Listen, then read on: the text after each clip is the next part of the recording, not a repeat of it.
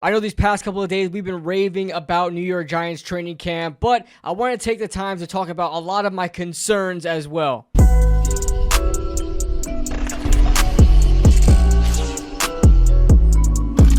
What is going on, guys? What is going on, 27 Squad? Welcome back into another video. Today, we're going to be going over day 6 of New York Giants training camp for the 2025 season. Remember, if you guys are enjoying the content, hit that like button and subscribe if you're new to the channel. And also, join the ESPN Pick'em League. Link is in the description. Password is 27 Squad, lowercase s. Also, consider joining the membership for this season when the season rolls around for more exclusive content. All right, you guys saw the title. Big injury news. Malik Nabers. Now, he went down during a run blocking play. He was attempting a block in the run game and went down with a shoulder injury. He was able to get up, but he exited practice early. Hopefully, this is not something that lingers around. Shoulder injuries aren't too bad. It could have been a stinger. It could have been, he was hit somewhere. Just sore. I don't know. But the Giants don't seem too concerned, but I am concerned about Malik Nabers. Listen, he's our pride and joy right now. If your son falls down in the park, even if he just tripped and fell for a little bit, you think the worst, right? You think he broke his leg or something.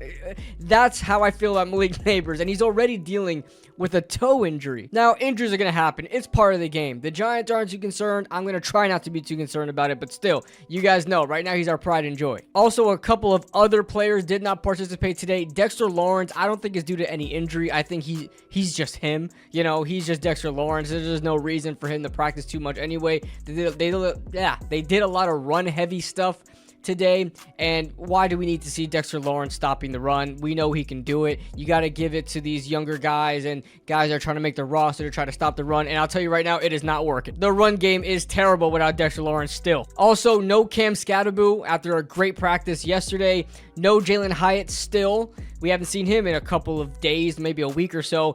Wandale still out after 2 injuries in practice. And no DJ Davidson, who went out early with an injury. I think he pulled something. And then Trey Hawkins was out as well. So far, no crazy injuries, no torn ACLs, no surgeries needed. We're good. I mentioned that this was a run-heavy day. Also, the quarterbacks weren't that efficient either, as Russell Wilson was 7 of 12. Jackson Dart was 2 of 5. Jameis Winston, who's been having a pretty decent camp as far as efficiency goes, was 2 of 9 today. And Tommy DeVito, TD Tommy, 2 of 3. Practice was capped off by a beautiful touchdown under pressure. Russell Wilson throwing it up for Darius Slayton in the middle of the end zone, and Slayton coming down with it. That's the type of stuff we want to see from our starting quarterback. Also, Darius Slayton has been having a sneaky good camp. Not only, during team drills where he's really, making his money, obviously being as a deep threat and the best route runner on the team. Yeah, that's right. I said it. I've been saying it for a year now. He is the best route runner on the team. And he's just killing it on one-on-ones as well. Check out this clip versus Paulson Adebo. He hits this dig on an outside release, but cuts in, jabs in prematurely, and then goes in for the dig route. I've done that in my days of flag football, so I relate there, my friend. But people always misunderstand Darius Slayton as a player. Yes, coming out of college, he was just a deep threat with terrible hands, but 7 years later, Darius Slayton is the best route runner on the team, has some of the best releases on the team, definitely the best releases on the team as well, which adds on to route running. His hands have gotten a lot better, and his speed is still there. Darius Slayton is a really good player. Probably never going to be a true number one wide receiver, but definitely could be a number 1 in a pinch and would be a solid number 2. Moving on to Jackson Dart, he had a really impressive throw, probably the best throw in camp so far from him, and that was a back shoulder throw to Lil Jordan Humphrey in the end zone. This was a beautifully placed ball. The timing was perfect, the trajectory, the ball placement, the spiral, everything about it was an amazing sight to see. This is something that Jackson Dart actually really excelled at playing in Ole Miss. They had a lot of vertical concepts on the outside, and Jackson Dart hit a lot of tight space back shoulder throws, and it worked out perfectly here. Now, due to the lack of wide receivers, especially starting wide receivers, we had no Jalen Hyatt, no Wan'Dale Robinson. There were a couple of undrafted receivers that saw first-team snaps, and that includes Dalen Combre, the career special teamer, actually doing pretty damn well as a wide receiver. Bo Collins, who's been having a really good camp. There's another tweet made about him, and he's showing up in more articles today. Bo Collins seems like he's definitely a lock to make this practice squad. And also Daquan Felton, who has made some plays as well. I know we talked about Abdul Carter a lot in these training camp practices this year, but Brian Burns is still extremely consistent. Kayvon Thibodeaux had a couple of would-be sacks. So did Brian Burns. I believe he had 2 of his own. And they're still killing it. It's crazy. It's crazy how good the defensive line for the Giants is, especially from the edge rush position. The Giants don't necessarily need Abdul Carter, right? They don't necessarily need him. But adding him into an already extremely impressive edge rushing group is insane. It's absolutely insane. Now, there are a lot of concerns, and we'll talk about that in a few. I have a lot of concerns, and one of them does include the offensive line. Now, we got to see Darius Alexander in a much bigger spotlight as he's been taking a lot of first-team reps today. He actually took the most first-team reps today due to the absence of Dexter Lawrence, and they wanted to throw him in there and see if he's going to stick.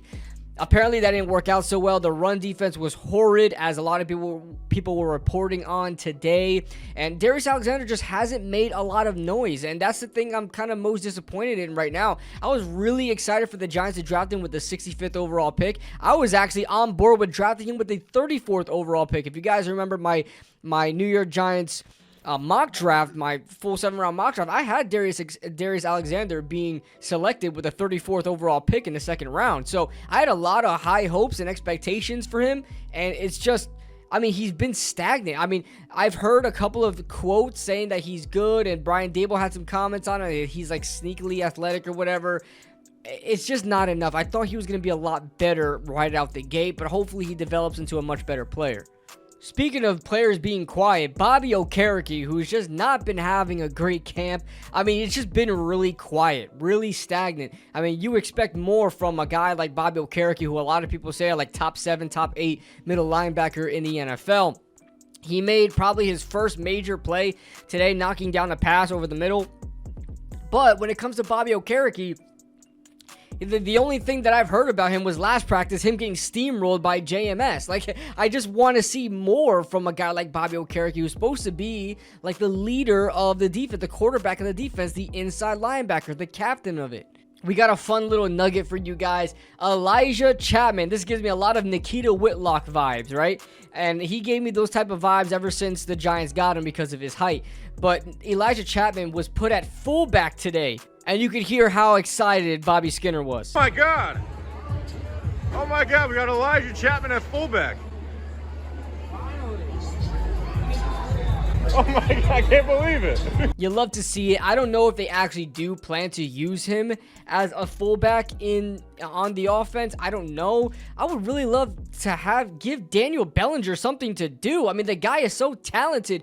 Why just give him the role at fullback? I don't know why we don't use Daniel Bellinger. He's not bad at all. You would think the Giants getting Darren Waller, Theo Johnson, Thomas Fidone, Chris Manhertz in his place, like after the Giants got Bellinger, you would think that he was terrible because they got all those tight ends after he was drafted. He's not. He's pretty damn good. He catches just about everything, and he's a damn good blocker. I don't understand why they don't use him. I've been a huge fan of his since they got him. Another thing that concerns me, Deontay Banks. He's still making plays. The Giants exhibited one of his big plays downfield again, and he continues to make some highlight plays, which is why I think he's going to get the nod over Cordell Flott. And Cordell Flott has been making some plays as well. I believe he made one just today.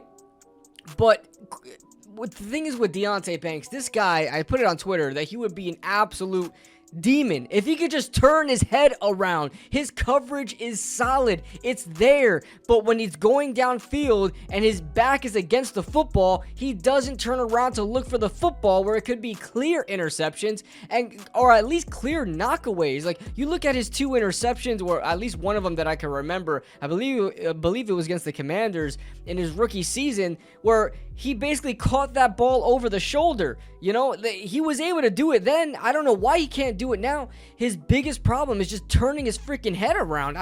I'm really frustrated because I'm a huge Deontay Banks guy, but I just can't defend that. The Giants would definitely be way better off if Deontay Banks just learned how to turn his head around. I believe that will solve like at least 50% of the issues he has. But he had a great play knocking down a pass versus Greg Dulcich, who's a bigger, more faster tight end. So a little bit of a mismatch nightmare, but he was able to handle it pretty well.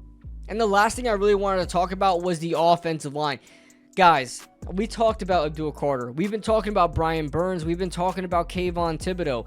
And it's hard to get extremely excited about it without recognizing how maybe bad our offensive line, especially on the edges, are going to be. Like, Jermaine Illuminor is fine. He's okay. But we have like James Hudson out there. Of course, we know Andrew Thomas is going to be solid, but we don't know what we have in Marcus Bowe. He's made some plays. I believe he stopped Kayvon Thibodeaux for a play. And then I also think I saw Abdul Carter get stopped by, was it Marcus Bowe or James Hudson? One of those guys. They've had flashes here and there, but man, it's really, really concerning how often they are beat. I don't know if that just speaks to how good our edge rush group is, but man, it looks like a 99 overall defensive line versus like a 59 overall offensive line half the time. Like, these guys are just running right past them. They're running right past them. So yes, it is a bit concerning, but we'll see what happens.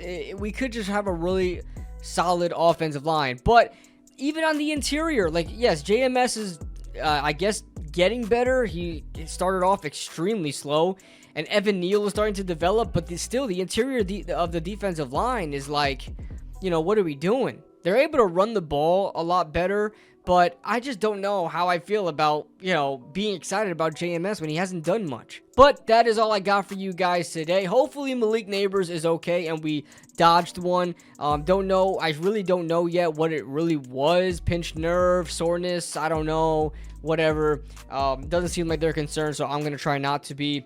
But everything else, I mean, you know, slow day from the quarterbacks. I'm glad that, you know, we got some more work in the run game because I think that's going to be a huge component to our offense. So that being said, leave your thoughts in the comment section below. Leave a like if you guys enjoyed. Subscribe if you're new to the channel. We'll see you guys very, very soon.